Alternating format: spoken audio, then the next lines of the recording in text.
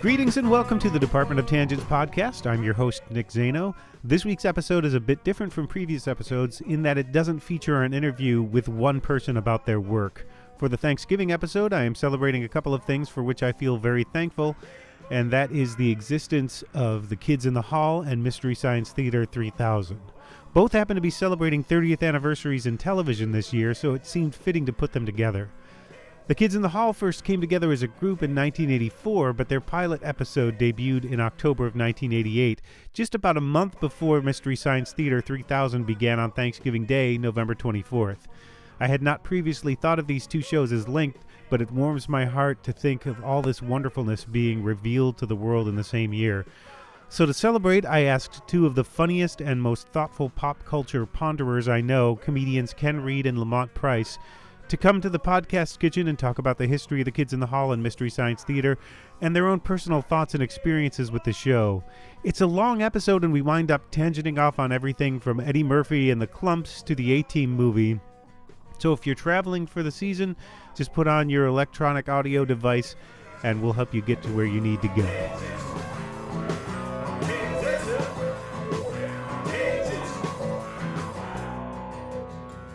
So let's start with Kids in the Hall. The troupe itself was formed in 1984. The show went from 89 to 95, but the pilot aired on CBC October 16th, 1988. Do you guys have any recollection of what your first experience of with Kids in the Hall was? Or what you thought of it? I think my answer will be far less in depth.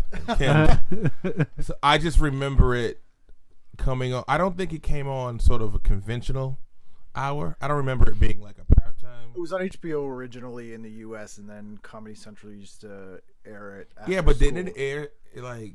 Because I didn't have cable. CBS aired it for a bit in the early 90s. Like right. 93, 94. They aired it in like the 11:30 or 1 a.m. slot. That's how I saw it. Yeah. I feel like it also... I either saw it on CBS or I saw it... I remember seeing it after Saturday Night Live, so I must have switched the channel to see it on CBS then, unless NBC had it at one point. Yeah, I don't think NBC had it, even though it was a Broadway video show that Lorne Michaels produced. Right. Maybe it was NBC. It might be confusing with the State, who had a late-night CBS show. I feel like Channel 7, which would have been CBS at that time. Or 94, they would have been, CBS, and then they switched in like 95. They switched in 95. Yeah, it was the year Chicago Hope and ER premiered. So Slit. Yes. Well, to me, I remember seeing it after Saturday Night Live, and it was... I didn't think of it in these terms then, but looking back on it, it was kind of the Letterman to SNL's Carson. It was darker, it was weirder, there was something else going on there I couldn't quite figure out. Well, weirdly, Bruce McCullough and Mark McKinney were writers for SNL in Lorne Michaels' return season in 85. Right. And the Kids in the Hall actually broke up after they were together for a year. Scott Thompson wasn't in the group, I don't think, at that point.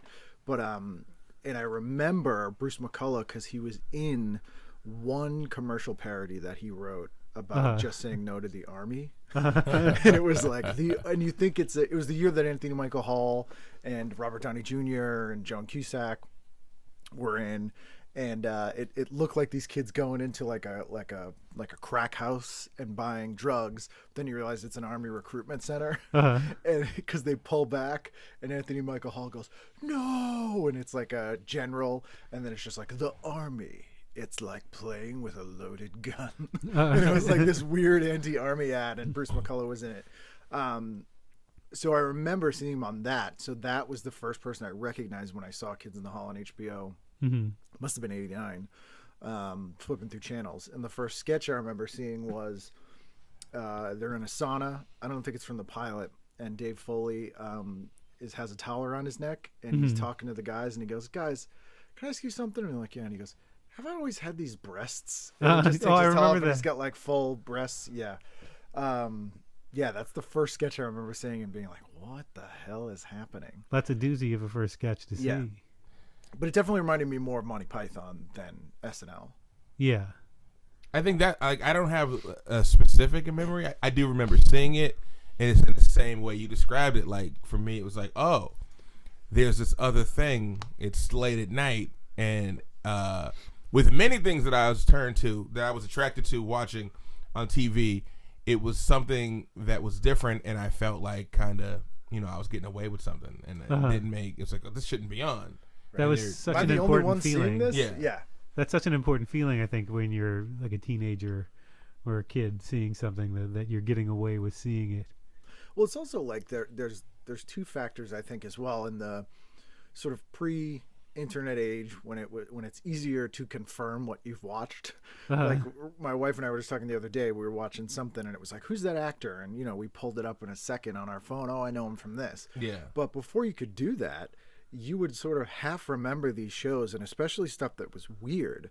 You would be like, I can't be remembering that right. Like, you would think you maybe didn't remember right, especially if it was late at night, because you're in that sort of weird, sort of almost sleep haze, and it sort of takes on this weird sort of like, that couldn't have been as weird as I remember it. And like, you enjoyed it so much that maybe you felt like, nah, there's no way that's real. Yeah. I liked it too much. Yeah. My life isn't that good to me.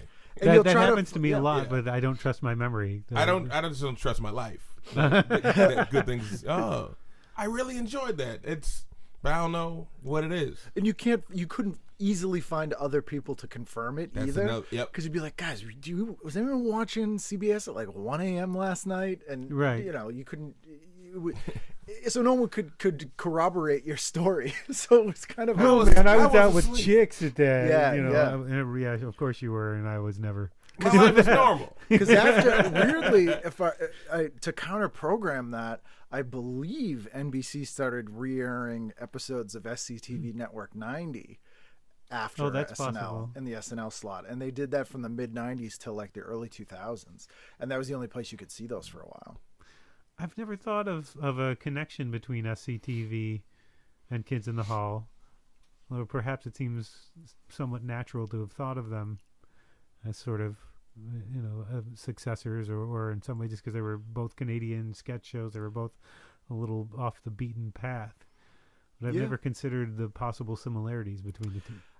I mean, the only similarities that I can think of, aside from that differentiate it from SNL, is SNL, even though it's constantly kind of edgy if you're 12, it feels safe because... There goes that audition. Yes, sorry. It feels safe because it's live and there's an audience working there. on all those characters for nothing. Man.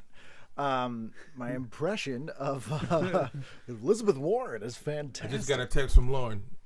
He asked me if I like wearing wigs. Lorne Michaels told Penelope Spheris, he goes, "Penelope, they're all my children and they want to make daddy very happy." And then she said to me, she goes, "All right, you fucking creep." I was like, "All right, dude." But it's what was I gonna say? So SNL always felt kind of safe because it was like there were like witnesses, and SCTV and to a larger degree Kids in the Hall were very studio bound. You kind of got the impression that the only people there were the people on camera. Like, you didn't feel like there was a crew, and it sort of felt like the transmissions from Videodrome. You're like, these maniacs are in a room making this weird stuff. It was like somebody was like, "Yeah, we don't care what you do. Do whatever you want. No one's gonna watch this." Yeah. And so it had like more of they both had that sort of a weird edge where they would sometimes be a little bit scary, especially as a kid. Like, there were sketches that, especially some of the later Kids in the Hall sketches, like the post-apocalyptic sausages sketch, or some of the SCTV stuff, like the Jackie Rogers Jr. stuff, was just horrifying, like really disturbing, and you didn't get that on SNL. It was always kind of safe. Well, Kids in the Hall, they had that. Some of it was filmic, and I was watching a documentary about them a couple weeks ago, and they built the sets sort of to be a little bit grungy, to be sort of like in a colorful but kind of sketchy neighborhood, because everything was brick buildings, and there's people were hanging out on the roofs of houses, writing bad poetry about the moon, or hanging out in some really close basement, talking about how the guy they just murdered Yeah. The fond times of the guy they just murdered. I'll never forget the look on his face as he struggled, that whole thing. So they were like the punk. Yeah. In the sketch world, the punk crew. Yeah, and the sketch that sort of embodied that the most, which I think might be in the pilot, is the Citizen Kane sketch. I don't think that's in the pilot, not the pilot, but it's it's in the first season. Yeah, and I don't know if you've ever seen that one, Lamont. It's. Have you seen that one? It isn't. It's two guys in a. You guys are way more in depth on this. Right. I remember watching it, but I don't have any specific sketches that I can go, hey man, the time they were acting like the Incredible Hulk. Right. I don't have that knowledge of it. If you want to a look at sketch- the DVDs, you can look at the sketches. There's a are sketch, and I listed. think it's in one of the first two episodes. But it's two guys in a diner, and the guy's trying to remember the name of a movie. Actually, weirdly, kind of what we were just talking about. Yeah. And he's describing Citizen Kane. And Kevin McDonald's like, it's Citizen Kane. He's like, no. It was an entrepreneur. Yeah, he keeps and describing he- it more. And he keeps getting more and more annoyed. It's like, it's Citizen Kane. It's Citizen Kane. And then he gets somebody, just takes a knife and starts stabbing him. Well, he And stabs him in the hand first. Yes. Yeah. In his hand, he goes, why'd you do that? And it's just a knife sticking in his hand.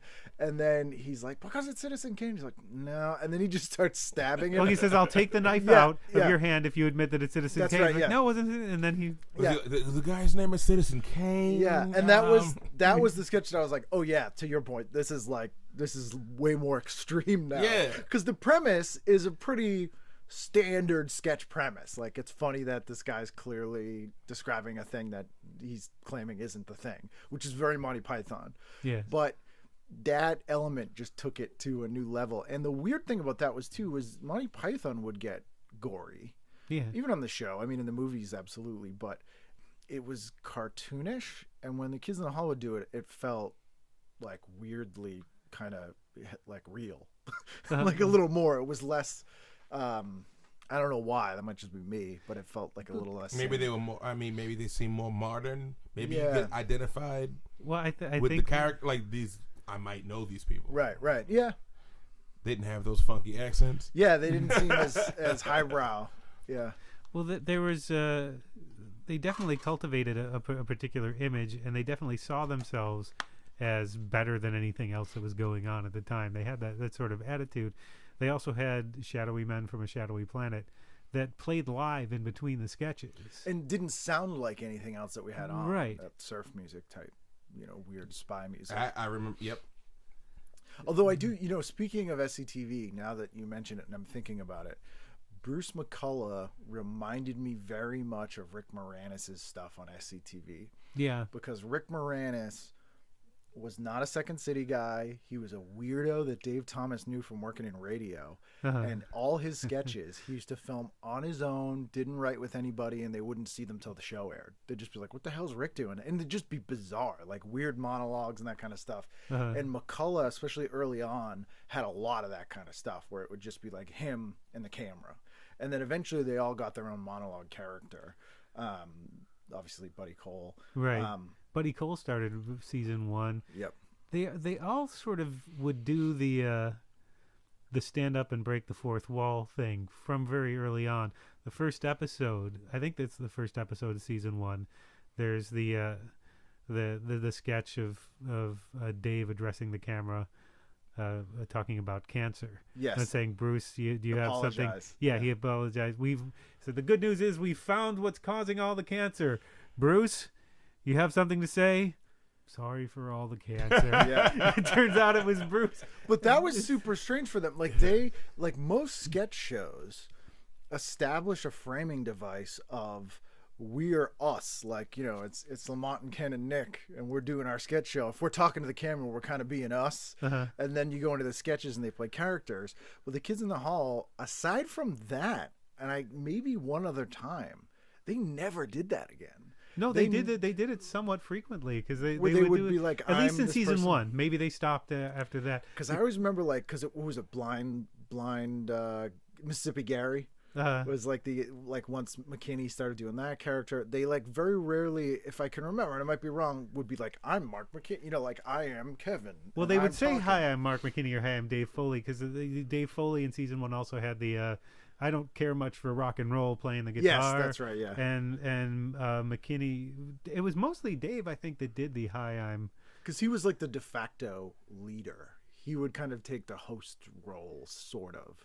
Because he also did the sketch where he put Mark McKinney on truth serum and for some reason Mark McKinney becomes a Southern Belle and starts revealing secrets. Yes. So they never had that opening. They never had that. The show starts and there's a welcome to the they didn't. I don't remember that happening, but it was a cold opening, then the shadowy men from a shadowy planet, and they would go, and sometimes it would start with a film.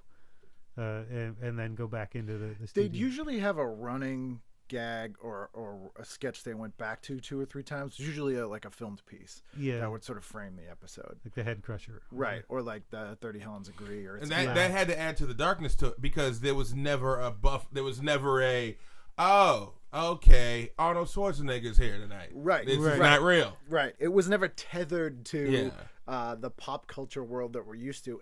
And aside from recognizing Bruce McCullough from that and from Anne of Green Gables, which he was in pre-Kids in the Hall, they weren't people you recognized. So that also, like, when you see a horror movie with no name actors in it, and you're like, everyone can die. Yeah. He's the star. Like, you didn't have that. So... well, in the introduction, did they even they show in the introduction during the theme song, they show all of them. Do they even say did they put their names? Yeah, on they have credits. Okay. Yeah. That like sort of squiggly 90s font. But I don't. Maybe they dropped that after the first season. That kind of appearing as themselves, which makes sense because that's a very standard sketch show thing. And after that first season, they did kind of shake off a lot of that stuff. Yeah, the first season seems like it very much felt like themselves. This very much felt like this is something that nobody else is doing right now.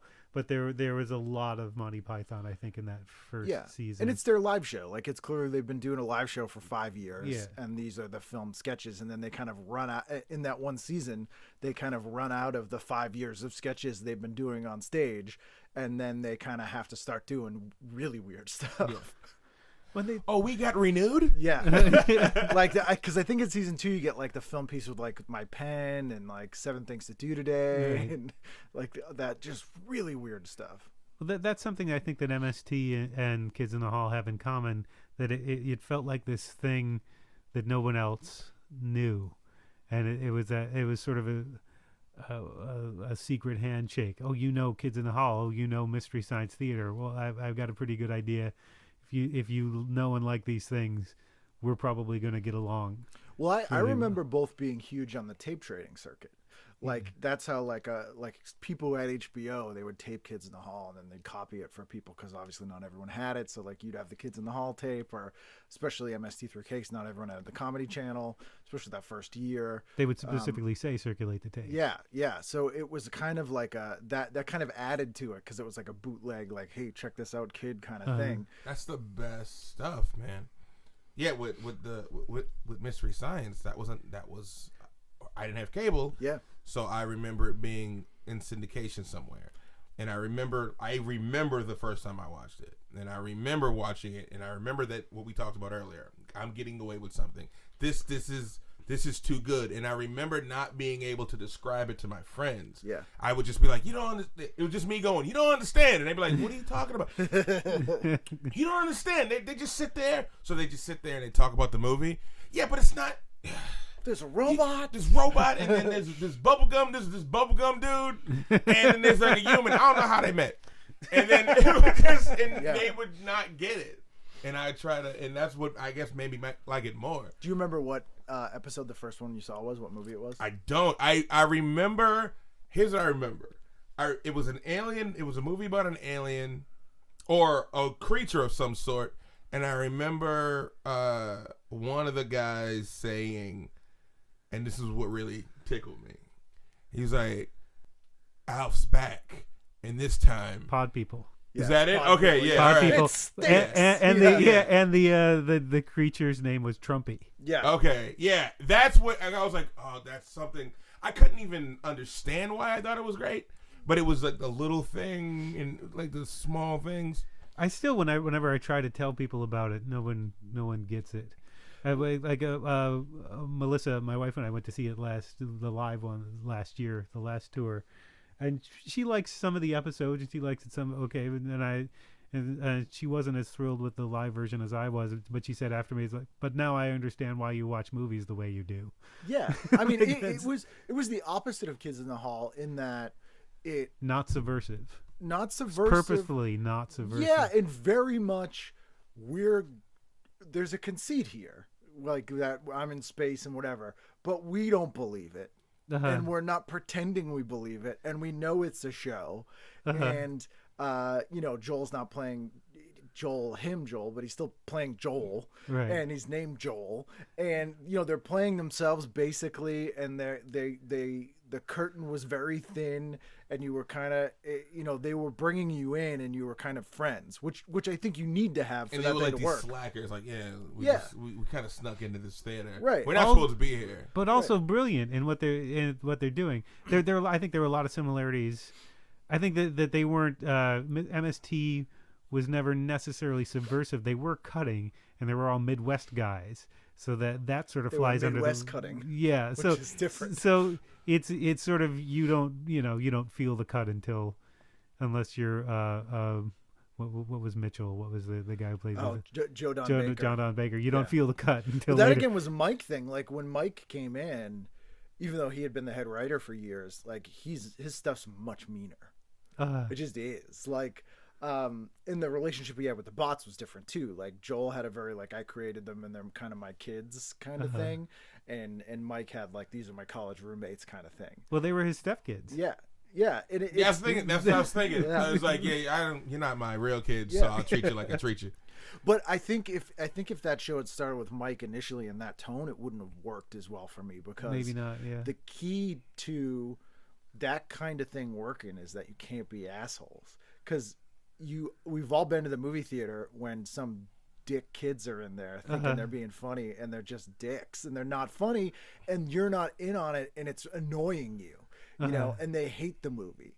And even the movies they hated on Mystery Science, they kind of really liked. Like they're enjoying it. It's like a loving thing. Like they're like those kind of movies. Yeah. We know that they're bad. We know bad movies. I love watching bad movies. Yeah, that are like that because they're but they have to be bad in a way that they weren't trying to be bad. They have to be sincere. They have to be sincerely made. Bobcat Goldthwait said that about even the movies they have to be trying. All these movies that you think are bad, all those people were doing their best. Yeah, and that's something that Joel has said specifically that he loves about these movies, and a lot of these people who they were lampooning in these movies like the show because nobody remembers their movies otherwise. Yeah, I mean, a friend of mine, Rick Sloan, who made Hobgoblins, and that's like one of the classic MST movies, and that the fact that they picked that movie up like paid for his house, but he had sent them 3 other movies he made, and they rejected them. And he sent them Hobgoblins, and they were like, "We love this one." And he was actually surprised that they picked that one. What did he send that they didn't like? He sent in a movie called The Visitants, which was Wall Street, his first movie that is pretty bad and he's like the classic sincere, like he's a one-man show, went to Hollywood Highs, making these terrible movies, made Vice Academy. And he sent them a movie he made called Blood Theater with Mary Warrenov, which is kind of like a slasher movie. And they're fun, bad movies. And they're that exact thing. Like he knew he was making comedies, but he was making the best movie he could make. And Hobgoblins he thought was kind of boring. And they loved it. And that's one of my favorite episodes of the show. It started in like 95, right? Was it? No, 88 was the first season, which was they did on a local television station, KTMA. And those ones are a little bit insufferable, I will say. They're slow. Well, they're all improv. They're not written at all. So those ones, they actually saw the movie for the first time or the second time, and they improv'd the riffing. And there's not a ton of it either, because they were kind of show, their creature durable feature basically. They're showing the movies, and then it wasn't about the riffing, and it really got better because it was supposed to be. What was the movie Joel based it on? A Silent Running is the robots, but he also based it on a thing called the Children's something theater, which was like a 70s series of specials with these puppets, and it was aimed at kids, which was kind of the tone that I can't think of the name now. But Silent Running, yeah, which was Bruce Dern. Right, yeah, that's the one because he lost in space with these two robots. Where he gets the jumpsuit. Yeah, from what do we do? Yep. But so they're improving it, and it's not quite as good. So they were watching a movie about themselves. Yeah, basically. Well, and they would get calls. KTMA would get calls saying, "I turned in to watch camera, and there was these people talking over. What are you doing? Why do you have all these people talking over the movie?" And even the first season of the Comedy Channel season, the first episode I ever saw was Robot Monster, and it was right when we got the Comedy Channel. I think when they were still calling it CTV before they got sued by the Canadian, whatever the Canadian channel was, and. I had never seen anything like that. And I had seen Robot Monster before, and I'd actually seen it on a thing called the Cannes Film Festival from 1986 that Lorraine Newman hosted that was sort of similar. They'd interrupt the movies, and it was set in a movie theater, and Dr. Pepper produced it, and it was a totally different take that I'd ever seen on it, and I loved it. Well, that was like the monster movie hosts thing, which is another thing that was sort of the like Elvira. Joel will say that he and the Mystery Science Theater people didn't invent movie riffing. It feels like they kind of did. They did, but they were the first ones to sit there with the movie. Or to broadcast, like to record it. Well, I mean, because there were monster movie hosts who would interrupt and say, "Ha, blah, this," or well, but I mean, in terms of.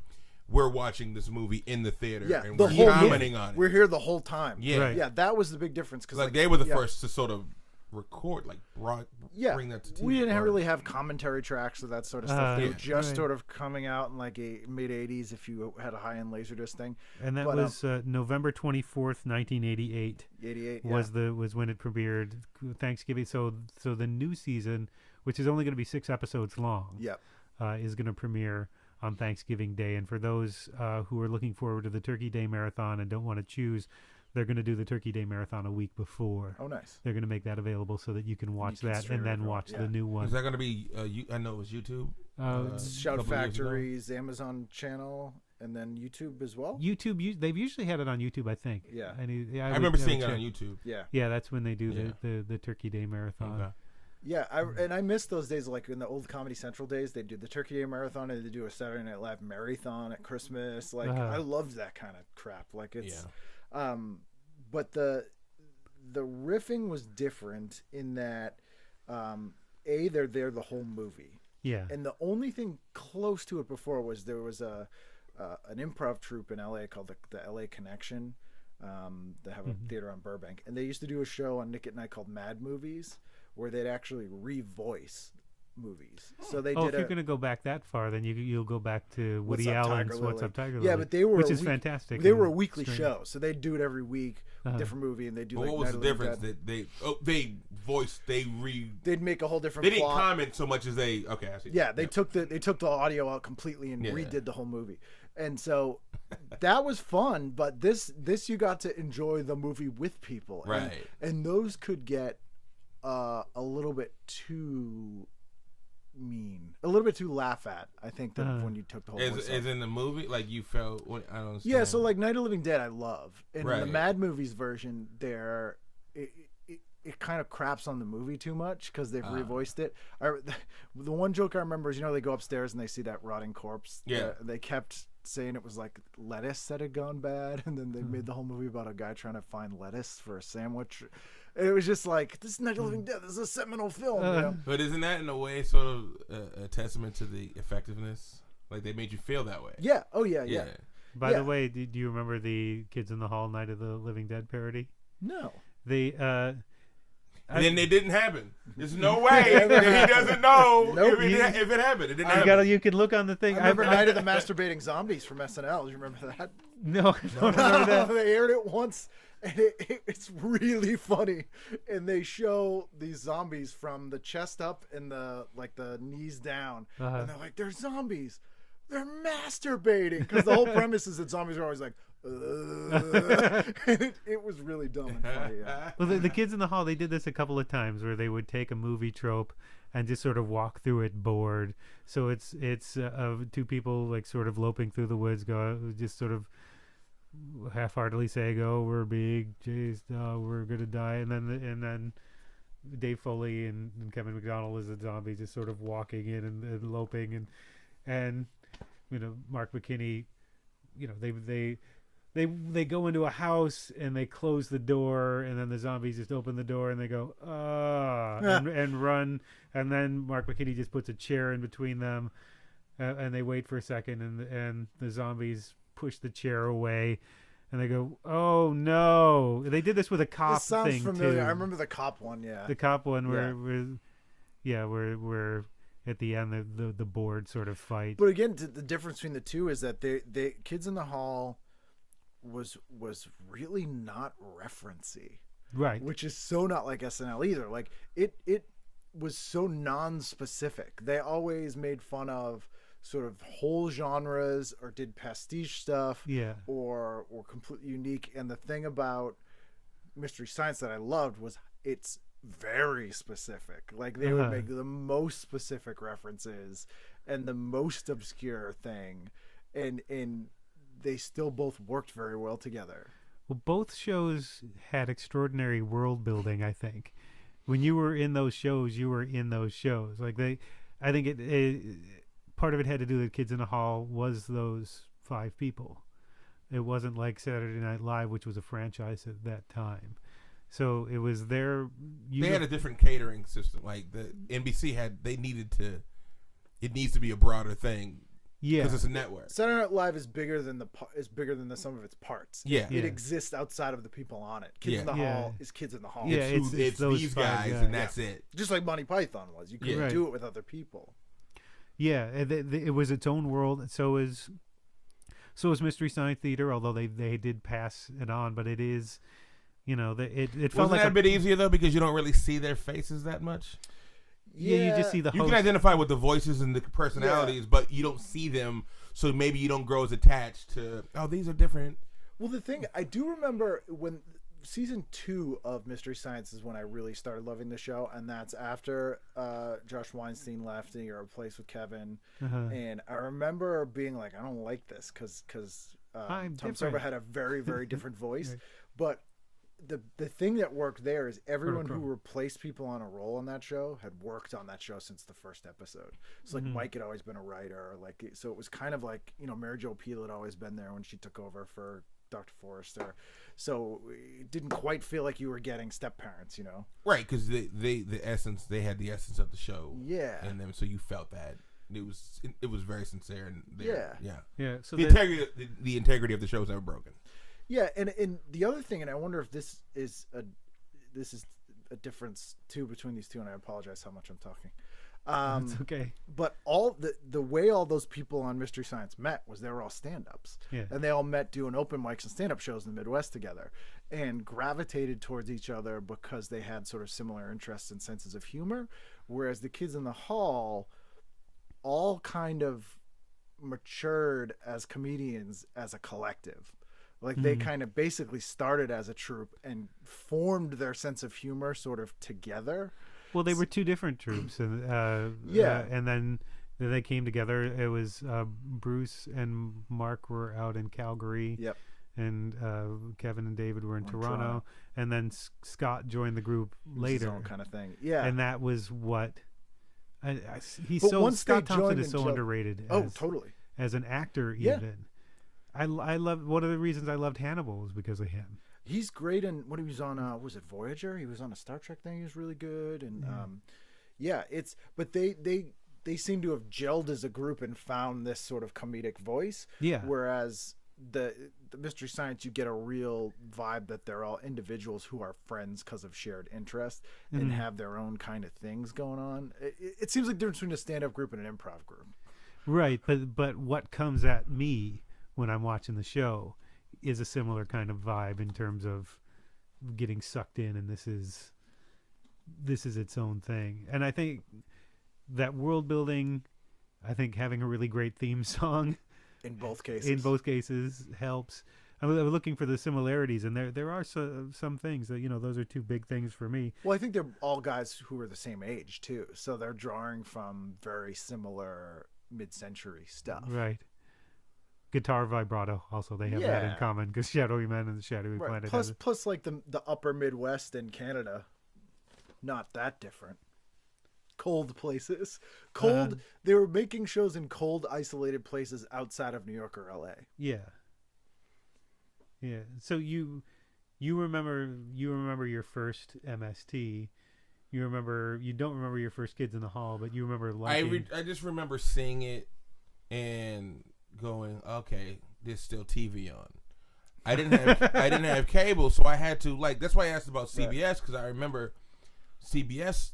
I feel like they started the whole we're not going dark tonight. Yeah, we're not going to sign off. It was like Silk Stockings and all these shows that had no Nia People's Party Machine. And I was like, oh, they really want this TV thing to go on all night. Yeah. And so for me, as a kid without cable, that was an escape almost. It was like, oh, I can stay up and still watch stuff, and it was bright. And I did dig the humor, and it was, and like you mentioned, like they were so similar.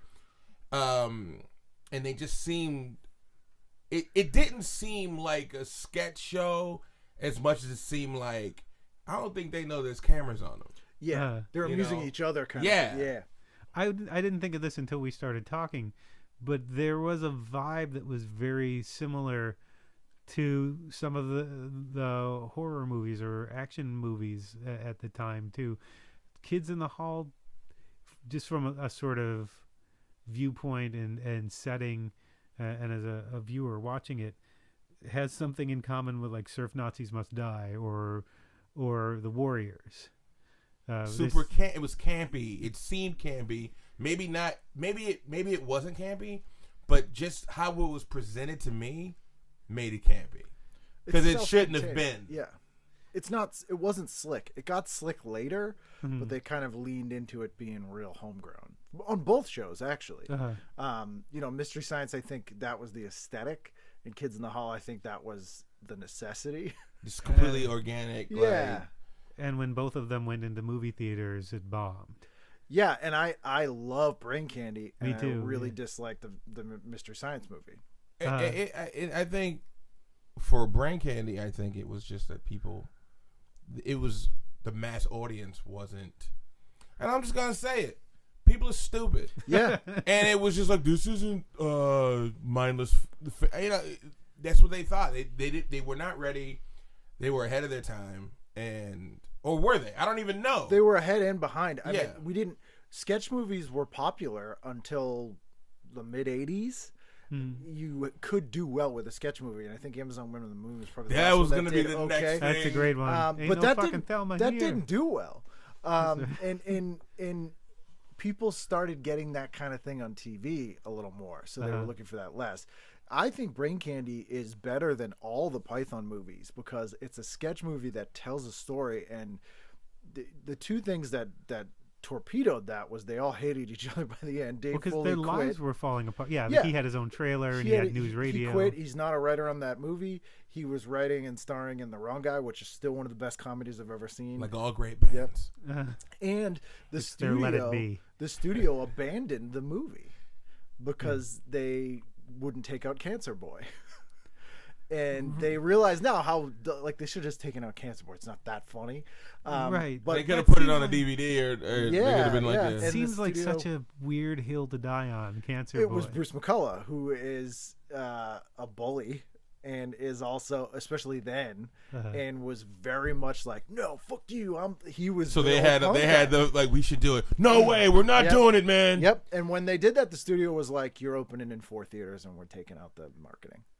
What I am happy to report, though, is on one of their was either the last or the one before their last tour, like 2 tours ago.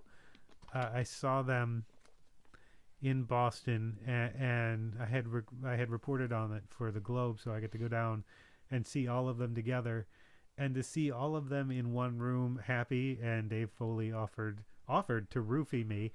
which I thought was very gentlemanlike. Yes, very nice. Way to snitch. He was the most attractive when dressed like a woman. Snitch. But they were also happy to be together, which I think they found something they didn't have in Brain Candy. And they, even on that show, it's obvious on stage that they support each other. And they've said as much off stage that we need to find ways to support each other off stage as much as we do on stage. Yeah. But there was a point where they were wearing those little contact mics. Yep. And one of them popped up. And I think it was Scott Thompson's that popped up. So he did sort of the Jack Benny thing where he folded his arms and put his hand in his face. Oh, then they all started doing it, right? Yeah, and then every one of them did it just sort of to make it not look weird. Yeah. And it became I know you don't like Ken, I know you don't like it when people break out on stage. I don't mind it in a live show as much. Uh-huh. I don't mind it in a live show as much. It's so clear that they were having fun and so clear that they were enjoying each other's company. And it became a business, though. Like, when they started the show, they were just like, hey, we're just doing a thing. And then they became co-workers. And then that became a problem. Well, you also have guys in their mid-20s who are starting to get some heat in Hollywood. Yeah. And that is going to cause friction between people. Are you dating Heather Locklear? Yeah, you know, they're getting parts in movies, they're getting gigs writing stuff, they're getting their own TV shows. Like, that causes friction. Yeah, that was happening around Brain Candy, but they were also going through divorces, and Scott Thompson's brother was having well, he's said what happened on another podcast. So his brother died around that time. Yeah. And there was just everybody was dealing with personal strife, everybody and success at the same time. And they're under the most pressure they've ever been under. They're opening a major movie with a major studio. But it seemed like nobody made that transfer from TV to movies terribly well in the 90s. I mean, well, they're all character actors. None of them are leading men. You mean them specifically? No, I mean no TV show made a great transfer to Wayne's World to that. Wayne's World, Saturday Night Wayne's Live World's is kind the of only good SNL movie. Yeah. From that, yeah. You don't like the Blues Brothers? No. Mm-hmm. I mean, it's a fun, dumb movie, but it's not better than Wayne's World. Yeah, it's barely a sketch. You know what I mean? And it's basically it's one long chase scene. So it's fun. But Wayne's World's a movie. Wayne's World has a plot and it's in a world and it expands on that sketch. And it introduced these great Ed O'Neill. And it was amazing in Wayne's World. Yeah, I think Wayne's World it's completely its own. Like, it didn't need SNL almost. But I mean, if you think about it though, I mean, there's very few television shows that translate to movies at all. Like the first Monty Python movie, which is a filmed version of all their sketches, and now for for something completely different. Kind of sucks. I will say this is completely off topic, but in my opinion, the best TV show ever adapted into a movie is The A-Team. The A-Team was, if you like the TV show, you like the movie. And I remember one of my friends when the trailer came out. The new movie? The one that came out a few years ago. I hated that. You're crazy. And I loved the old show. That was I think the they show. had no idea. No, it wasn't. They had different no sense of coming into someplace and helping somebody who needed the help. It was just blowing shit up in the movie. See, Burn Notice to me is the best. Burn Notice is the new the movies A-Team. like it. It is exactly right. I loved it.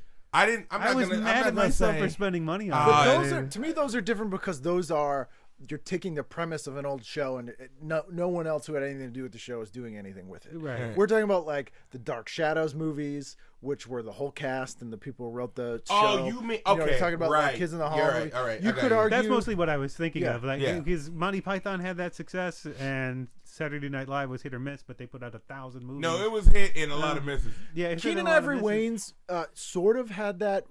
Weirdly though, like I think all of his sketch movies were pre In Living Color, and then I'm gonna get you, sucker. That was pre In Living It Color. was pre In Living Color. Yeah. It was great. Yep. And so like he probably could have done it later, but yeah, he didn't need to because Robert Townsend was making better movies already Townsend's along so the good. same premises. Hollywood Shuffle is Shuffle. such a great movie. Such a great movie. And I said this before, but I'm so mad that Robert Townsend did not have the career that Keenan Ivory Wayans did because he deserved it so much more. He wouldn't have put all his dumb siblings and stuff whether they deserved it or not. SW1, come on, man. Yeah, listen, I'm not gonna. Kim Wayans. Wait a minute. No. I'll listen to the Sean stuff. I'll entertain the Marlon stuff. But you will not sit here and tell me that Kim Wayans was not brilliant. Kim Wayans, I will defend Kim Wayans to the end, and I often wonder where she went. I thought she was great, and it's a small sample size because she didn't do as much as the others did. She replaced what's her name from Kim Coles. Kim Coles, who who's I think great. is great. Like, Yeah. I'm always gonna hold that against her. But I think, was Kim Coles fired? Yeah, she got fired what so they happened? could hire Kim. Oh, I didn't Wayans. know that. Oh, so there's where you're okay. Yeah. All right, so I'll listen to that. But Kim Wayans was good. I get what you're saying. She didn't earn her part. That's she what I'm didn't earn saying. her Yeah. right. Yeah. I didn't know that. I didn't realize. Yeah, that they Kim Coles fired was Kim Coles fired. after season 1. Why couldn't they both be on the show? Can't have two Kims. Has Can't have two Kims. anybody done a sketch movie? The Onion did one that People didn't. have. Kinda, They've been terrible. like in the past 10 years. What's not been, that I other can than the think Onion of. movie? I can't think Not of that one. I can think of. They're hard to do. Like Yeah. Brain Candy's the perfect example of how to do a sketch movie. And Python also, like Life of Brian's a sketch movie. Yeah. I don't think Holy Grail really is, but like Life of Brian definitely is. That's Meaning my of- favorite Meaning of Monty Life Python definitely movie is. is Life of Brian. Yeah, but they managed to have a plot and something you're invested in that's connected, Yeah. but is also a sketch movie, which is so hard to do. Because stuff like Kentucky Fried Movie I love, but Yeah, that was great. that's just film sketches. Like, Didn't they that's not- say? Did I hear a weird thing? They said that Amazon Women was a sequel somehow to. It's a Kentucky similar Fried group of Movie? people. Yeah, they were Okay. trying to do, but not like a direct. Not a sort of direct like sequel. I don't think it was any of the same people, but it was definitely Kentucky Fried Movie is definitely the template for that. I don't think you could. Kentucky you'd Fried watch Movie that started and- doing really well on video, so they were like, let's make a movie like that. I saw Yeah. Amazon Women on Channel 56, Yep, and I fell in love. Man, I was It's like, a great this movie. movie is The amazing. dating sketch and the Arsenio Hall. bullshit or not. David Allen Greer's. Oh, yeah. Jeremiah was a bullfrog. The BB King BB doing King. the voiceover Black Man Without every Soul. 7 seconds in this country. I have to find that movie. Where is that? UHF is a sketch movie. UHF UHF is a is good a sketch example of a movie. sketch movie. But again, that was a huge bomb. And, you know, Weird Al probably could have gone on to make 20 movies like that all probably would have been pretty decent. I think the Wayans Brothers scary movie type movies are sketch movies. They're terrible. the first one. Kinda. The first one was really good, and then Keenan left after the second one, Yeah. probably, and then it just became a.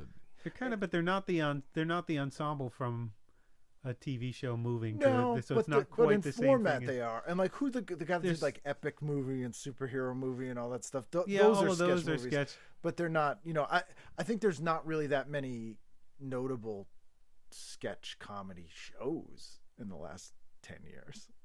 I can't think of any. Whitest Kids You Know, Birthday Boys. Portlandia. Or, yeah, I've never heard of Birthday Boys. Birthday Boys. Oh, I'm sorry, I have one. League of Gentlemen did a movie that's amazing. Amazing. I haven't seen that, and that's probably why I like When Death Comes to Town so much. I know you. They're really trying to be League of Gentlemen. Yeah. Well, but they did you mean in terms of this is the do you know there's a Kids in the Hall horror movie that they released in 2010? No. They did a mini series When Death Comes to Town, and there's a British group called the League of Gentlemen. Okay. That was like if Kids in the Hall was actually a horrific, like really terrifying, but funny and weird. And the Kids in the Hall tried to basically make a League of Gentlemen show. Like it's very influenced by League of Gentlemen. And it So they doesn't looked quite at work. that as like, this is our chance. Yeah, like to come I think back. they were kind of like, wow, these guys are doing like a thing that we would do, but have taken it way further. I bet we could do something like that. Uh-huh. And it doesn't quite work for me. But the League of Gentlemen movie, the premise of it is they've stopped the show and all their characters are like, you can't kill us, and decide to kill them, like replace them in real life. So it's this So they're really- confronted by the and it's this alright. really weird because a lot of the guys from that show, like Mark Gatiss plays Mycroft on Sherlock, and he writes Doctor Who, and he been writing He's a a bunch of showrunner stuff. now, right? Yeah, and That's so right. all those guys who've gone on to do some things. So there are some in the UK, but not a ton. But that one's great. That The one's probably CBS Sherlock show. no, the BBC one. Oh no, that was called Elementary. Elementary. I'm I have a sorry. jacket from Elementary. Well, to return us back to All right. the Kids in the Hall and Mystery Science Theater, I wanted to go back to one point we were talking about early on in Mystery Science Theater. Season 0, not a lot of jokes. Season 1, they started ramping up. I think that Joel, last time I interviewed him, talked about how as that series went on, there's about 600 riffs per movie, which seems like a mind-blowing amount of riffs in the movie. But they're constantly, it's constant. Yeah. But on the new one, I think it's too much. That's the thing I wanted to address. A lot of people say it's not too much. He says it's the same amount. They're trying not to talk over the movie as much.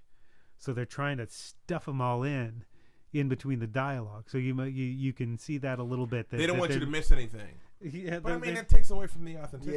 Yeah. It does. You got to let it be organic and breathe when it needs to breathe and one of my favorite things they do in Mystery Science, and I don't think they've done it on the new one, is sometimes they'll just start laughing at the movie. Like they'll something will happen, and then you'll just see them be like, and that's the way it should be. Yeah. Like, you should go into it if you are a fan of the show. You should they're gonna.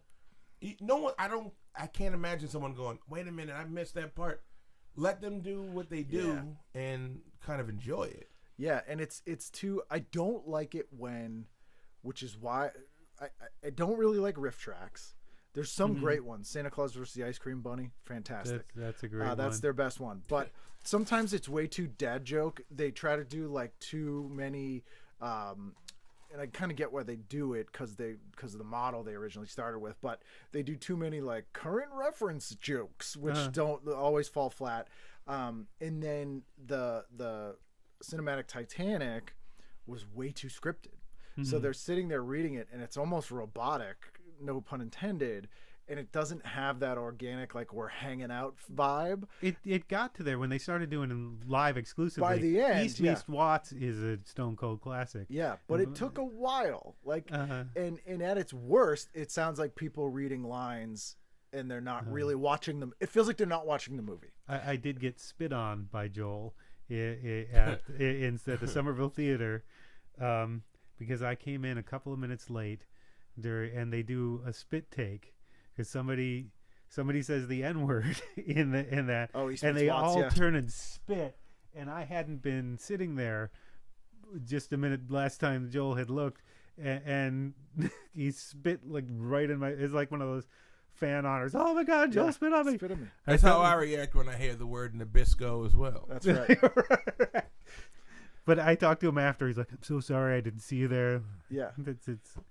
But when it feels like they're not watching the movie, which sometimes I get on the new one a little bit too. Like the first few episodes of season 1 of the new one felt like that to me. And around episode 4 or 5, I think it was the Avalanche one. They started. Avalanche was one I was going to mention. Started feeling like now they're hanging out and watching the movie, and that's what I want from it. And riff tracks rarely feels like that to me. Cinematic Titanic almost never did. It kind of started at the end.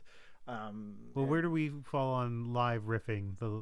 This is a live art. Have you seen Lamont? Have you seen Mystery Science Theater live or Cinematic Titanic? I've never seen it live. It's too scripted for me live. Live, yeah. Live, especially, you want it to feel even more organic. That's what I would love it. Yeah, I didn't really know. I guess I should have known that it was scripted, but it didn't seem that way to me. And that's why I liked it. And it shouldn't. It's like stand-up. Yeah. Like stand-up at its best, you feel like that person's just gone on stage and everything they're saying is the first time they've ever said it, and it's off the top of their head, even though that's not the case in almost ever. Right, which is something that somebody who doesn't look at comedy a lot thinks a lot. It's a weird thing to explain to people. Yeah. And that's how I feel like that's how that show should work at its best. So if I saw it live and I felt if I felt that way, like, oh, this is scripted, I wouldn't like it. I think they've tried to replace some of that with spectacle. Like there's more like musical numbers and audience interactive stuff, so it's different. It's just different. Like weirdly, live, you don't feel as included. Well, it's strange because Joel said that he thought he was going to wind up having to bring Mystery Science Theater back as a live-only experience before they got the record-breaking Kickstarter and Netflix jumped in to take the show. He thought that's what the future of the show was going to be. And I guess they only did it really once in the original run, but that was something that he was looking forward to, I think. But it's not. I know people love it and they go and see the live ones, and the live one's fine. I've seen them, but it's it was like saying, I have a Mystery Science friend. It's fine. I've seen it. But there's something about the intimacy of watching it at home and in kind of a sad way, there's something about having friends in a box if you're watching it alone, because, you know, we've all sat around and done that with our friends and watched movies like in that way. Well, there's a connection there. There's like especially if you have friends that might not even understand that, and you feel like connected, like you guys, without knowing you, we were connected in a weird way because we kind of all got it, where maybe there are people we knew that didn't get it, and it was like, oh, I know these people, but I don't know these people. Yeah. Which is why conventions are amazing. But weirdly, it feels, to me, and this, I might just be crazy, well, I know I am, but it feels more isolating when you're seeing it in a live audience with a crowd than it does when you're sitting at home watching it with just you or maybe one other person. It feels like a more intimate, connected experience that way, and it sort of works more for me that way. As a spectacle with a bunch of strangers in a room, I don't feel connected to those people. Is it because say on stage they're trying harder to get maybe what they think are different types of people that might not have watched the show? Well, they're playing to the audience. Catering? They're playing to the audience, and I feel like on the TV show they're playing to each other. Right. See, that's a big mistake. People who are going to that show live should know what they're going to see. Yeah, they're not stumbling in there. I do enjoy it live, though. I can understand what you're saying. I do enjoy seeing a 7-year-old with a crow puppet. Yeah, I do enjoy the sort of communal experience of seeing a bunch of other people around, except for the people behind me at the last show who were trying to add their own riffs, who were that's fucking a problem insufferable. too. That's a problem too. Everyone thinks they're just as good because it's that stand-up thing. How do they set it up? It's basically exactly like the TV show. You know, they sit on stage and they play the movie, and then they have sketches in between. They go in. There's sort of a screen. And they're facing it between a screen, so you still get the silhouettes. Right. Yeah, but it's that thing where you have an X factor of people. When you see something really good like stand-up or like that, you think the person's not doing anything. A lot of people think they're really great, and I could do that. Yep. It's like when you see really great stand-up, you feel like it's easy and you could do that. When you see really bad stand-up, you feel like it's easy and you could do better than that. Not some people do, the wrong people do, and then they jump in, and it's like, shut up. Like that factor. The thing I loved about the show and watching it at home is you don't have those people. Like, you're getting that experience of watching a movie in a theater with really funny people who are riffing on the movie without, it's like curated. You're not, there's not some really unfunny person or some, you know what I mean? That, I also love that. I mean, I like to stay at home anyway, but but I do appreciate the multi-generational thing. It is really cool to see parents watching it with kids.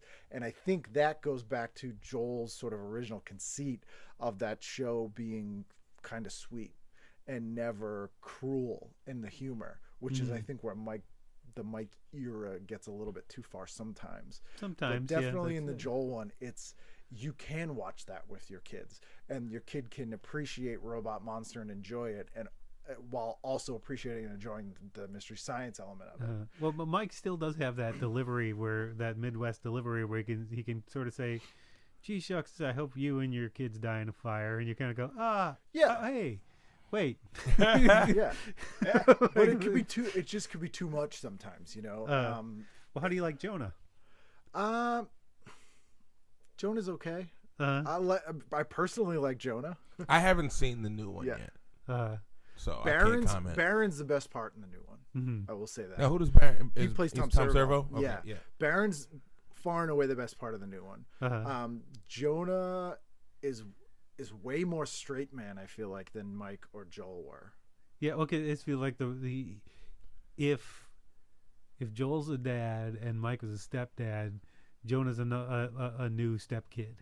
Jonah's like the new. They're kind of on an equal plane. He's like a substitute teacher. Yeah, the robots get away with a lot more. Yeah, with him. He's not in charge of anyone. He just seems more like the straight man. Like, he doesn't really get a lot of the. Now, does he do the live when they go live? Yes. He does. He does. Yeah. Although Hampton Yount and Baron Vaughn do not. Okay. They did the first one. They did the first one. Baron but they don't the first one, but Hampton did, and the other two didn't do this one. Yeah, but they didn't tour the first one. They weren't in Boston. Hampton was at the Boston one. Oh, Hampton was. Oh, Baron wasn't. Baron wasn't because he had. He was having his kid, I think. Having his kid and doing Grace and Frankie. Oh yeah. And I think it hurts. That hurts it too, because you're part of the characters, especially the robots, they were being embodied by certain people, and that's relationship and the vibe of the friends of that group, which Jonah is good friends with Hampton and Barron. Mm-hmm. So when you're seeing the live one and it's not them, it misses something. Uh-huh. And again, stand-ups that all hung out together. You know what I mean? It has that kind of vibe, and I missed that on the live one. I do have to cop to something, going back to what you were saying about stand-up and how good stand-up and bad stand-up makes you feel like if you do it. Something inside of me has always wanted to write for and do a show like this, and it's probably negative reinforcement for making fun of movies on the couch probably since I was 8.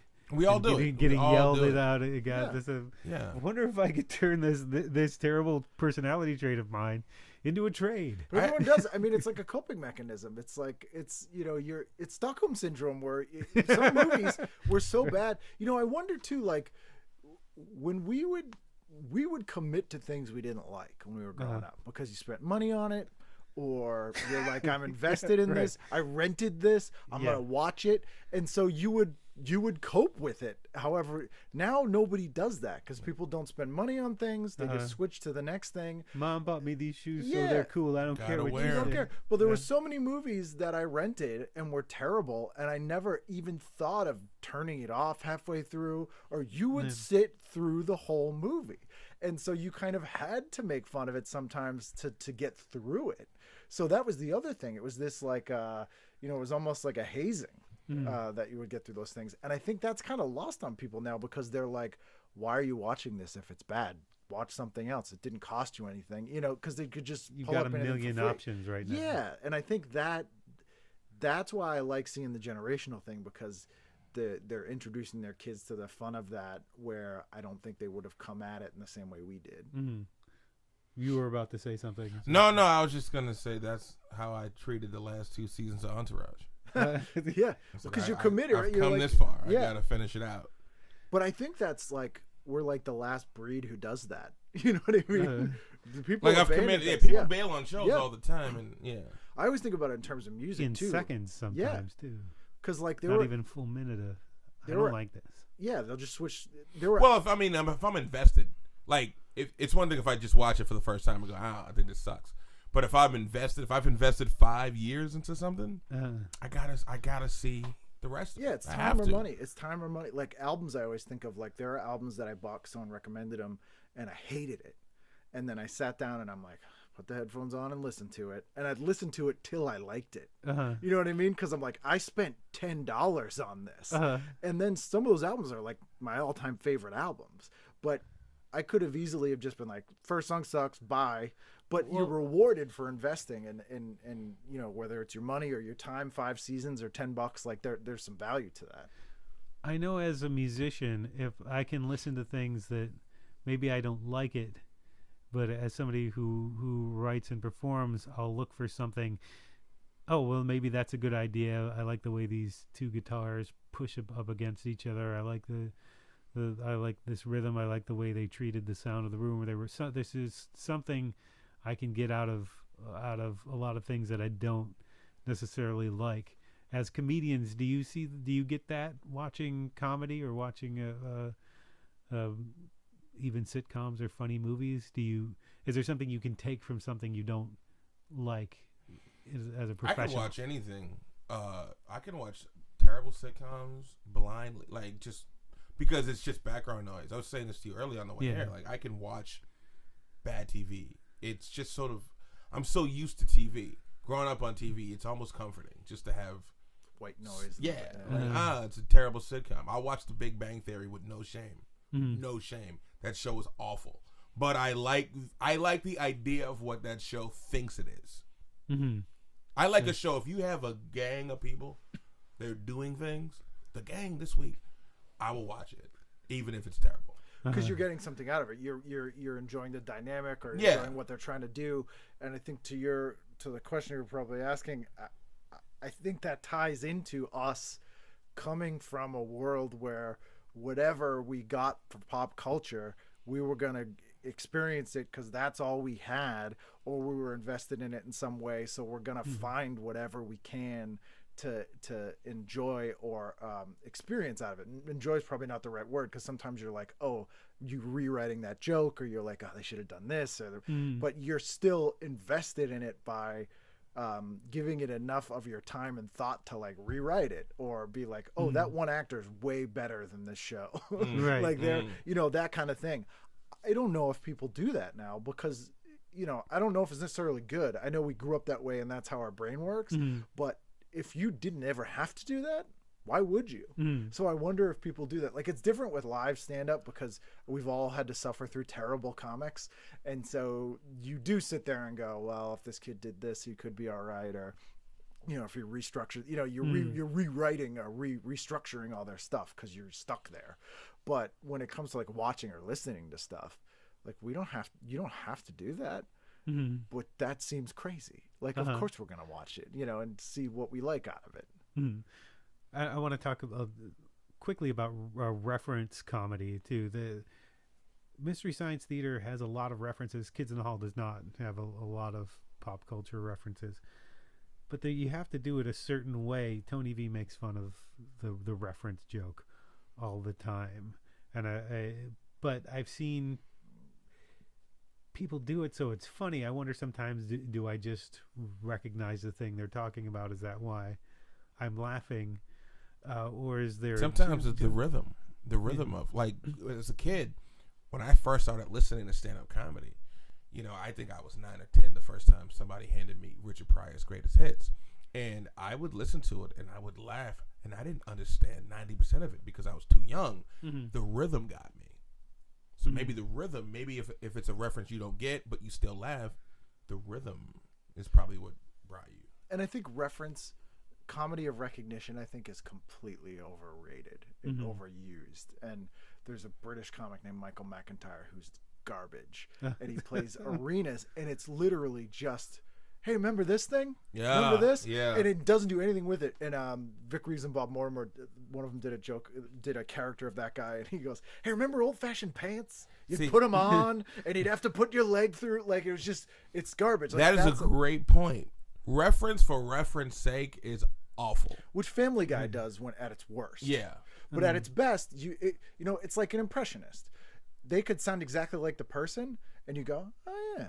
But if they don't do anything interesting with it, like have a premise of like, I sound like this person, let me do something with, put them in this situation or something like that, it's not really worth doing. And the best example I can think is if you compared those like epic movie, superhero movie, whatever, those are literally just references to other movies without doing anything to it.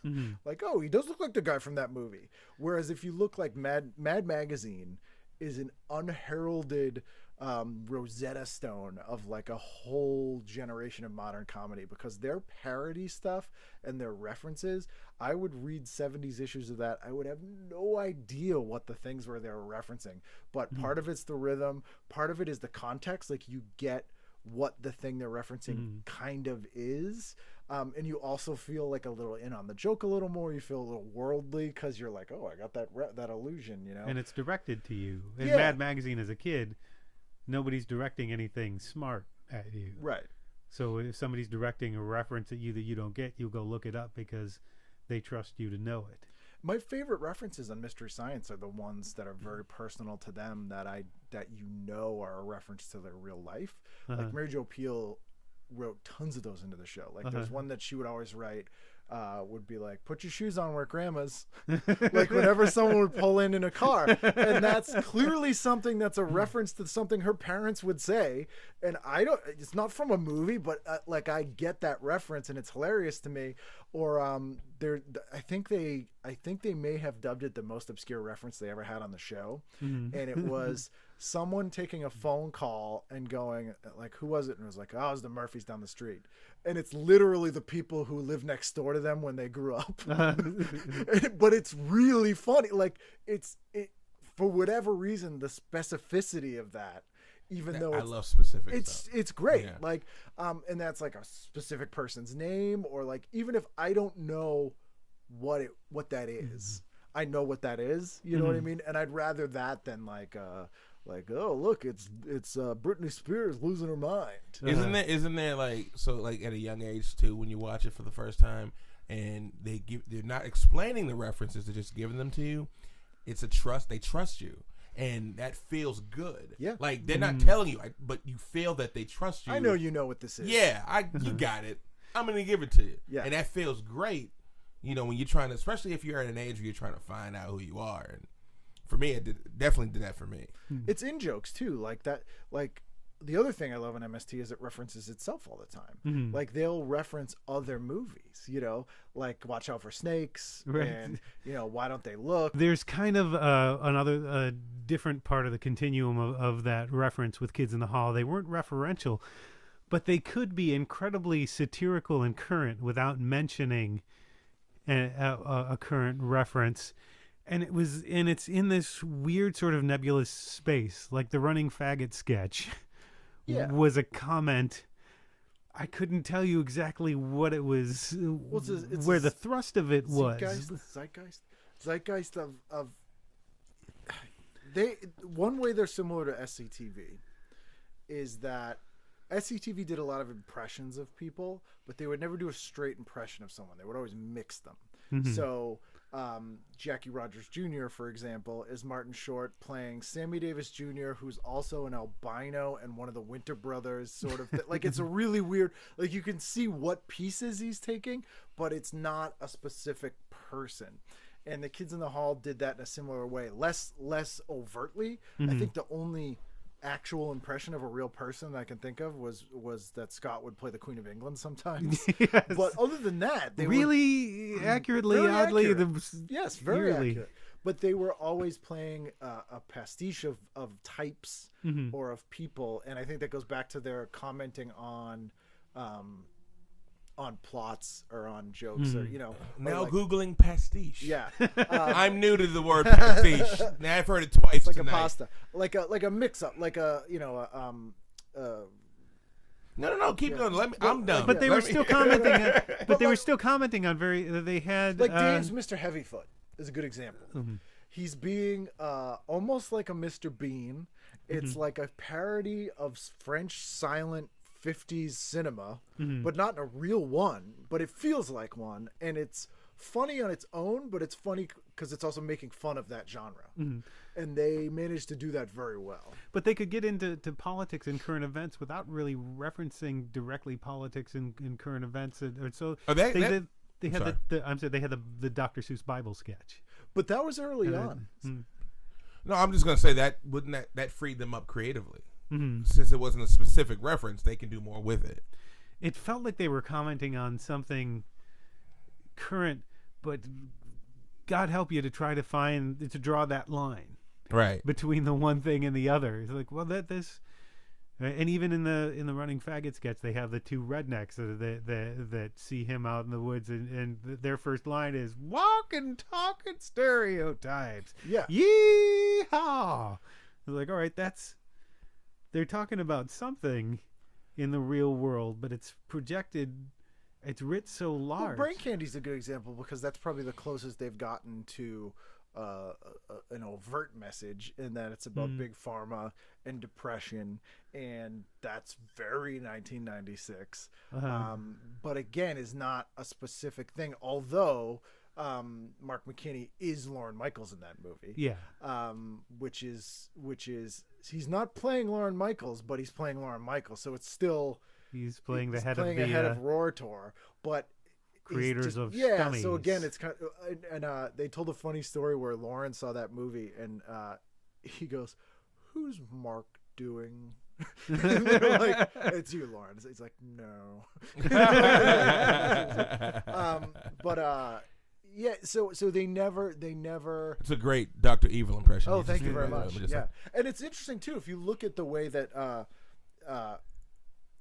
Mike Myers is a mental case who has so many daddy issues, weird relationship with Lorne Michaels, and his Dr. Evil is actually really reverential and kind of like he loves Lorne Michaels when he's doing that character. Mark McKinney is a big fuck you guy, and he thinks Lorne Michaels is an asshole. I don't think I will fuck stummies. I won't fuck stummies. Yes. Well, the weird connection there is that Mike Myers' brother just wrote a book this year about the history of the Kids in the Hall because he was there. He was on set for Brain Candy and for a lot of the shows. Yeah, and if you look at the way those two guys' relationships are with Lorne Michaels, specifically Dr. Evil and Roritor, and you get the difference between Saturday Night Live and Kids in the Hall. Like that's it right there. And it's kind of cool that they've got the same ingredients and then made these very different takes on it. I was definitely late to the party, knowing that or realizing that was a Lorne Michaels impression.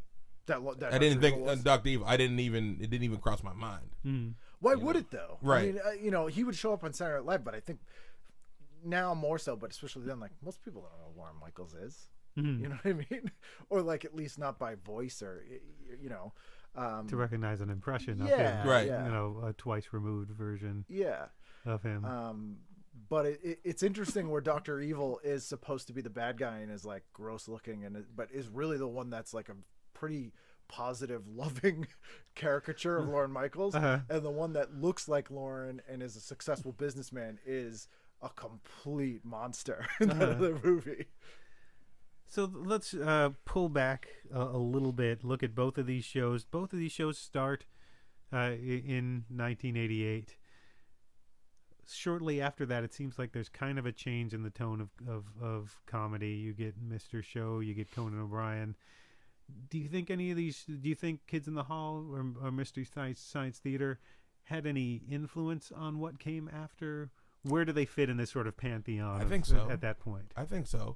I think if you add Conan to that and a lot of that, maybe Letterman started that in a way, and it led to that stuff. But for me, and I said this earlier, I mean, any show like that made me explain it to my friends in a way where I was like, where I couldn't explain it because it was so good and so specific, and I didn't even know that about me. Maybe that all those things. So I think they're all in a way related, in my opinion. Yeah. I mean, I think it's the late '90s, early 2000s. Nobody cared about Kids in the Hall or Mystery Science, and they were totally out of vogue. The sort of Gen Xers that loved those shows had sort of aged out of influencing popular culture, and it took almost 10 years for a generation who didn't experience it the first time to rediscover it, for it to come back into vogue. But I mean, they weren't airing, no one really cared. Some of the live shows they did were like really poorly attended. Like it was pretty dark ages then. And I think that was also the beginning of when people started being able to watch things on DVD or, not those early tape trading culture shows. When that culture went away, really suffered, even though it was easier to access those shows. Maybe because it was easier to access them. Mr. Show, I feel like looks and feels like Kids in the Hall a little bit, but I think that's only because they both loved Monty Python. I feel like Mr. Show has zero influence from Kids in the Hall, and it's more like Monty Python.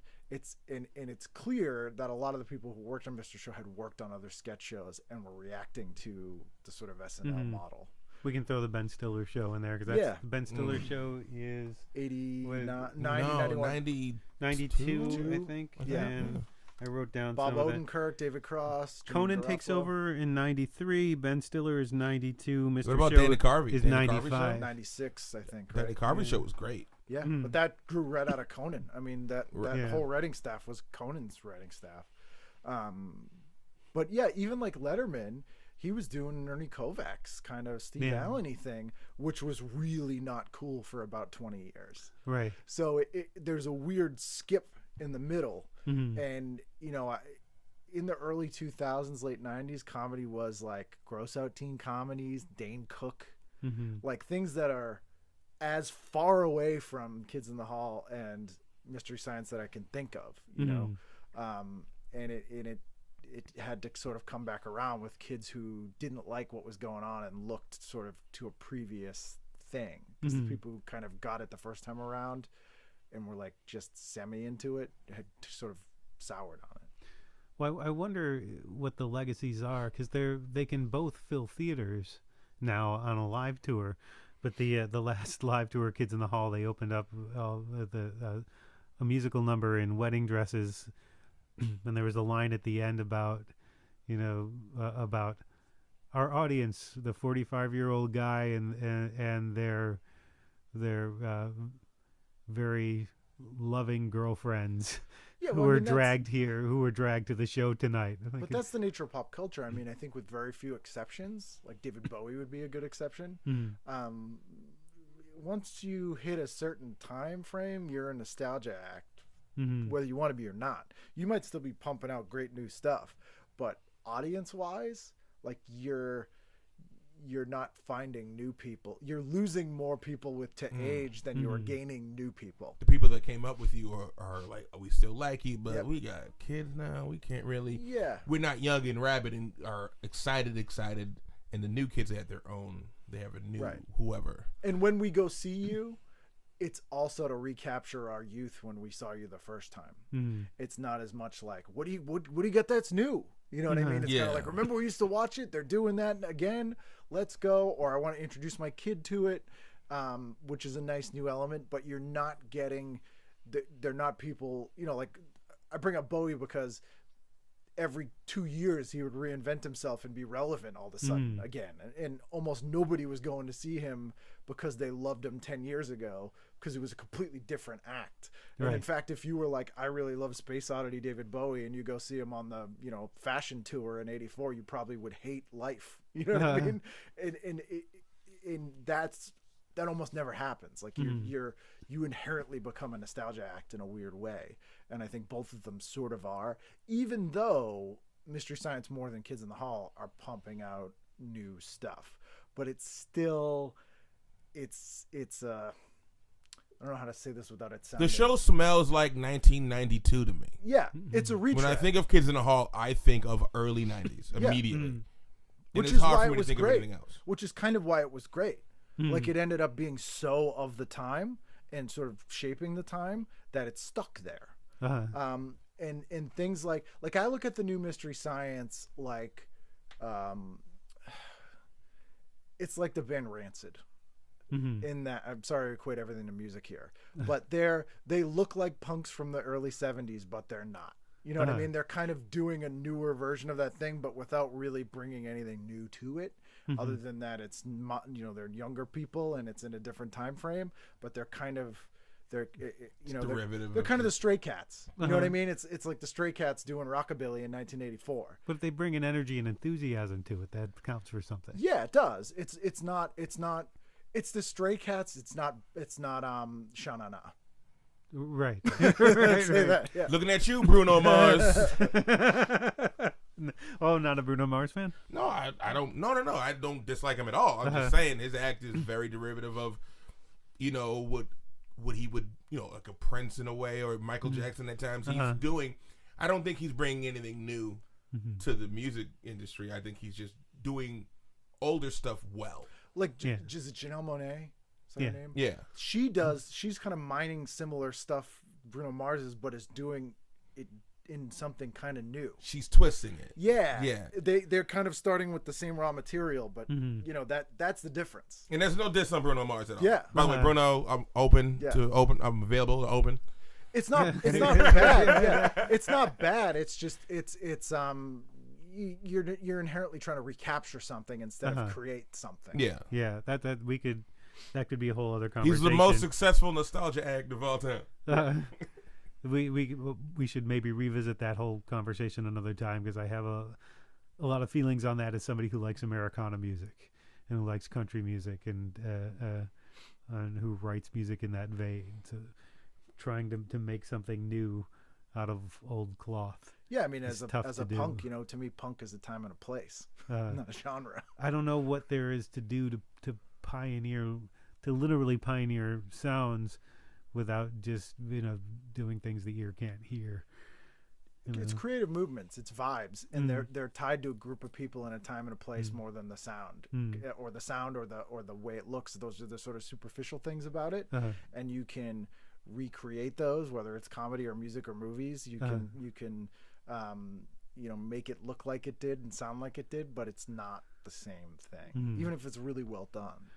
So the last question that I wanted to ask, the last sort of topic, is what did these things mean to each of you individually when you saw them? What influence did they have on you? What do you still think of them today as something that's you can still laugh at or watch? I could totally still watch it. I haven't had access to Kids in the Hall, especially since then. Maybe I don't know when they stopped. I know it didn't air on Comedy Central until it was like every day after school for a like long the time. late 90s or whatever. But it's been a long time since I've watched it. But as a kid watching it, it definitely, and maybe sort of inadvertently, helped push me towards a stand-up, like wanting to do my own stuff and wanting to be in comedy. I wanted to do comedy since I was like 12. So, a lot of that, and I watched comedy. I'm sure you were the same, like watching comedy from a young age. So those shows definitely made me think that what I was thinking wasn't crazy. And all right, I can probably, that was maybe not my entire personality on stage, but that definitely was. I'd like to take a part of that and make it some of me. The originality of it, the it was just like of it. So interesting and weird, and it's like I dug that stuff. I dug a lot of different things. I'm a weird dude. Like I like a lot of stuff that maybe you would go, how can you like this and this? It's like, hey man, what do you want from me? I was always watching something. So I always appreciate that it didn't care what you thought. And that's probably the biggest thing I took from it. It was like, we're going to do what we do. We like doing this and you can rock with it, or so what if you don't? What else were you watching or listening to then, or like early 90s, early 90s? Well, all right, so here's the thing. So my favorite TV show of all time is Seinfeld, right? And I also think that the sitcom Martin is wildly underrated. I think Martin Lawrence as a physical comedian is one of the best that ever happened.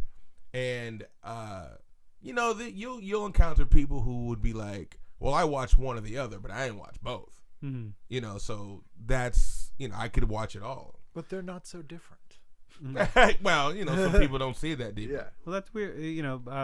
Martin Lawrence grabbed some of that shtick from Flip Wilson, and then Eddie Murphy ripped it off kind of from him, and then Tyler Perry ripped it off. Nobody ever talks about liking Flip Wilson. Have you noticed that? Like, whenever they talk about like groundbreaking black comedians, people aren't like, man, Flip Wilson. He like never comes up. He wasn't loud enough. I feel like he was he was somewhat apolitical. I think that was held against him in some circles.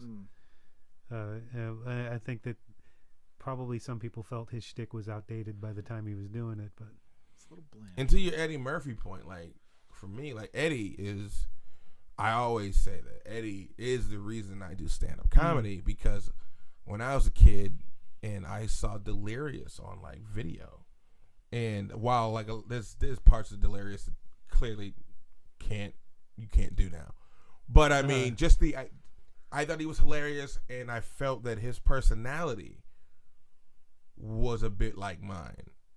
So kind of I was a brash kid in a way. I had a shy side to me, but like I was a kid who would do something maybe cool, and somebody would say, "How'd you do that?" And I would just walk away going, "I'm Lamont Price."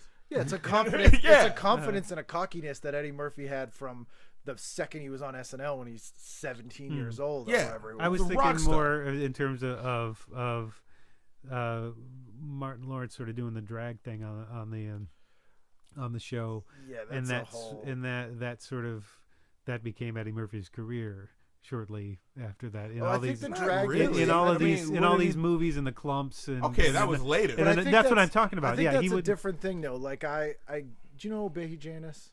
No. Very, very funny. But her and I had a conversation about, there was a sort of a weird thing where, and Scott Thompson's talked about this, where it's different now because of the way drag has sort of come into popular culture, but generally drag was funny when a man dressed up as a woman because it was a lowering of social status, rather than a woman dressing up as a man, which was never funny for most people. And that went out of vogue in sort of mainstream sort of white comedy in the 70s.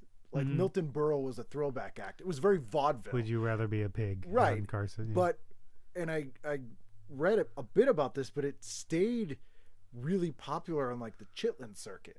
Yeah. And that sort of shadow, poor choice of words, but that like that vaudeville in the black world that went on for decades after it kind of died off in the sort of white mainstream comedy world. So you were still seeing that sort of drag stuff in shows like In Living Color, in Martin Shanae thing, like much, much later than it had kind of come out of vogue in other comedy forms. I think the clumps and that sort of stuff is Eddie Murphy, magician, showing off, having nothing to do with I'm dressed as a woman. It's like I'm playing all these different characters who are so different. Hey man, I'll tell you right now, Eddie Murphy is owed an Oscar for what he did with those clumps. I don't care. You knew it was Eddie Murphy. You went into that movie knowing it was Eddie Murphy, and you would watch it, and you would be like, I don't know how he's pulling this off. Well, when he plays the old Jewish guy in Coming to America, you know what I mean? It's like... Well, that goes back to the sketch from SNL when he's the white guy. Saying, white like me. Yeah. See, that's a totally different thing. Like that... Which I had no idea had a historical precedence in the book Black Like Me. Yeah. See, that's not... In the Milton Berle example, and I think in the Martin one too, the joke is that they're like not a convincing woman. Yeah, look how ugly I am as a woman because I'm so masculine. I couldn't possibly be a pretty woman. Kids in the Hall, that's never the joke. Right, because Dave Foley is kind of a fox. All of them, they're just playing women, you know? And even in the Eddie Murphy stuff, it's never the joke that he's playing these other characters and it's not convincing and it's clearly Eddie Murphy. He's playing them sincerely. He's showing off as an actor and as a talent. Like I can do all this. And it's a totally different thing, I think. So we'll go to you on the same question then. What did these things mean to you? What do they mean to you now? Kids in the Hall was always a shorthand for like some of my closest friends when I was a teenager. That was like the thing we'd reference. Like we watched it together. Like we had a shorthand for jokes, you know. It also showed me that you could do sort of edgy, shocking humor without being crude. I guess it is in a lot of ways, but it's like smart gross. And that was kind of cool. And also not everything worked and they didn't care. You know what I mean? They, like to Lamont's point, they're like, this is what we're doing. You like it or you don't. It might work or it doesn't, but we did it well. Mystery Science, I literally still watch every single night. I watch an episode when I'm going to bed every night, and I have for 25 years. So there's a lot of material out there. You could go for a long time. 209 episodes. So 2 hours or an hour and a half. You can watch an episode every night, and I get through about all 200 1.5 times every year. But so for me, it's like a real familiar thing. It's like, you know, and it helps to watch it in order, even though it's not a serialized show, but it builds on itself. It's that world building. They reference other episodes, and that's rewarding. You know, when and SCTV was like that too. You know, when you know that that Count Floyd is actually Floyd, the anchor man who's drunk and has gotten demoted to being the horror host, which they never explicitly tell you, but if you've been watching it, you know that that's who that character is, and so it's that kind of thing that is sort of rewarding and comforting. Kids in the Hall did that to some extent, like the what was McKinney's Blues guy character? Mississippi Gary. The first one of those, he's dating one of the Cathys, the office girl, and later on there's an episode that Gary's not in, but the Cathys are in it, and Gary's picture is on Kathy's wall in the cubicle. There are little things that, like, you know, you realize that you can be rewarded for investing your time into a show, and it's the kind of thing that makes you feel like they care about you watching, like they're trying to make something good, and they're not just like, kind of like they'll go, how can we get Ken this week? Like, how Yeah, can we, just how for can me. we make? Yeah, it's What just can we make for Ken just Reed? for you. Yeah, That's what. Yeah. I will say this, and this is sort of patting myself on the back, which I hate to do. But in the last few years, I've gotten to meet and work with almost everybody from those shows, and that's crazy. From both of those shows? Yeah, like those shows meant so much to me growing up in what felt like nowhere. I never thought I could do any of this stuff. I wanted to, but you're like, how, this is a billion years away. And then to be able to, call those guys or do a show with them or even talk to them at all is crazy to me. And it's so validating in a weird way. And it's a weird sort of bookend and circle of life in that, like, those are the things that you felt connected with. They sort of got you, but also formed some of your humor. And then you get to work with them as sort of a peer sometimes. That's nuts. Like, absolutely nuts. And it wouldn't mean anything to me now if it didn't mean so much to me to begin with. Right. And that's, I can't think of anything more important in my life than that. So do you want to mention where people can find more about your stuff and your own work? You don't want to do that? You were saying that too. It's like about how they're making it for you, and that's how. And this is completely off topic, but that's how I felt for years. You and my brother would tell me to watch that show, Psych. Yeah. And I'm the king of. I'll get to it. And then I finally watched it, and I watched that show, and I felt like they got in a room, and they said, "What kind of things does Lamont like? All right, pour it into this show." That's how yeah. So, where can you find me? My website is lamontpricelive.com. I update it infrequently. Could it be lamontpricelive.com? Actually, it could be. Yes. And I thought about it. I was like, wait, I don't know. Same letters. That's Livet is an accent on that. My Twitter, like Anton. My Twitter handle is at LPizzle, LPIZZLE, and my Instagram is at LPizzle, LPIZZLE12, 1, 2. What's the significance of the 12? I couldn't get LPizzle. Oh, okay. I And didn't know if it was a year or something. Yeah. Here's a lazy. I went for LPizzle. They said someone has it, but we can give you LPizzle 12, and I said, all right, whatever. Are there 1 through 11? Probably. Probably. The LPizzle 12 could be like a cool A-Team show that you started. LPizzle, yeah. I was going to say like a medical alert show, like you're the... LPizzle 12, Yes, LPizzle 12. Adam 12. Yeah. All right, thanks guys for doing this. I appreciate it. Okay, you don't want to tell everybody where to find you? TVGuidanceCounselor.com or iCanRead.com, RAID. And I'm at Kenneth W. Reed on Twitter and Instagram, and at TV Guidance on Twitter and Instagram as well. Well, thank you again for coming down to the podcast kitchen and talking for far longer than you probably intended to talk about. That's everything with me.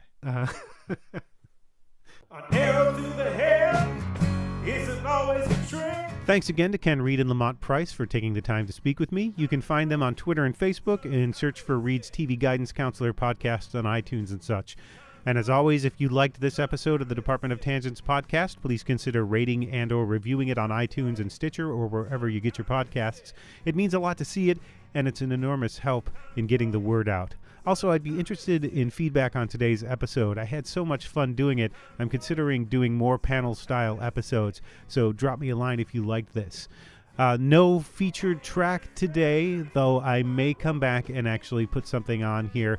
I had a very specific track in mind and wasn't able to get that together in time. So, thanks again, and we'll see you next week. Yeah.